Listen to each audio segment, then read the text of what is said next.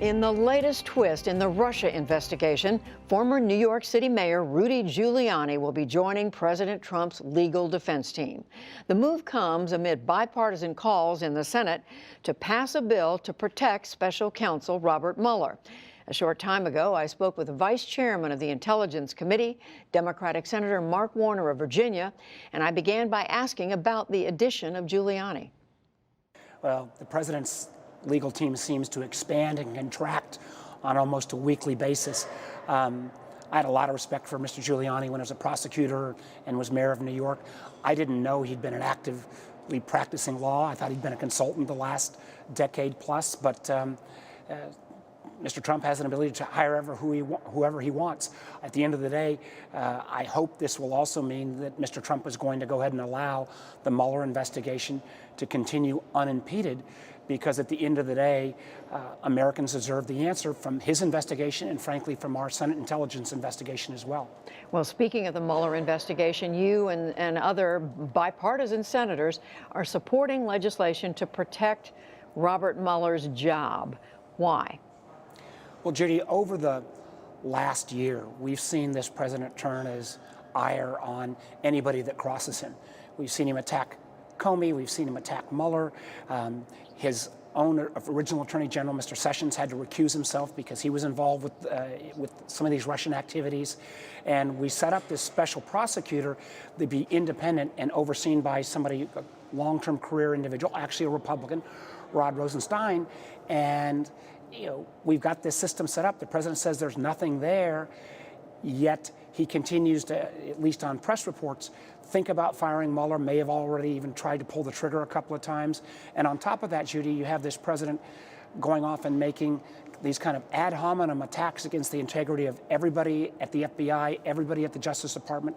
That gets us into very scary times, in my mind, where people start choosing which laws they want to follow. So my Republican colleagues have said, if Mr. Mueller was fired, that would be the end of the Trump presidency. I think we ought to go ahead and reinforce that by passing this legislation. Well, I'm sure you know, Senator, when that law came before a committee last fall in Congress, scholars were divided over whether it's constitutional for the Congress to do something like that. You've got a number of Republican senators who are saying right now it's not necessary because the president himself is saying he doesn't plan to fire Robert Mueller. Well, if there's one thing we've found from this president is that he is unpredictable.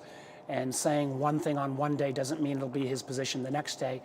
And over the last number of months, he has clearly tweeted against Mr. Mueller's investigation a variety of times. His allies have gone out and attacked the Justice Department, attacked Mr. Mueller.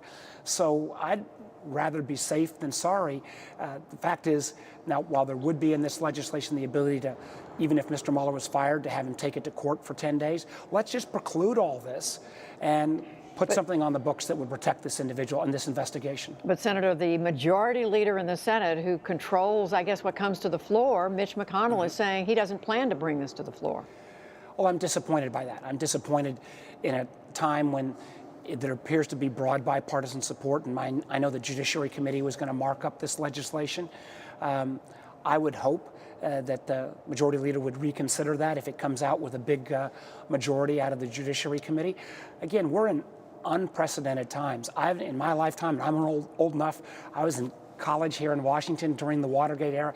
Even during the Watergate era, I don't remember, a president so broadly attacking the whole FBI, the whole Justice Department in these unprecedented ways, reinforced by allies and reinforced by certain news networks, where I think people are starting to question whether rule of law is going to stand at this point in time. That's why I think this investigation, regardless of where it ends up, is so important to be protected.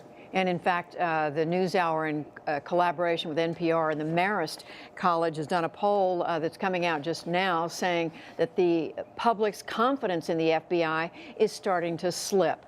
But what I want to ask you, though, is about the Deputy Attorney General, Rod Rosenstein.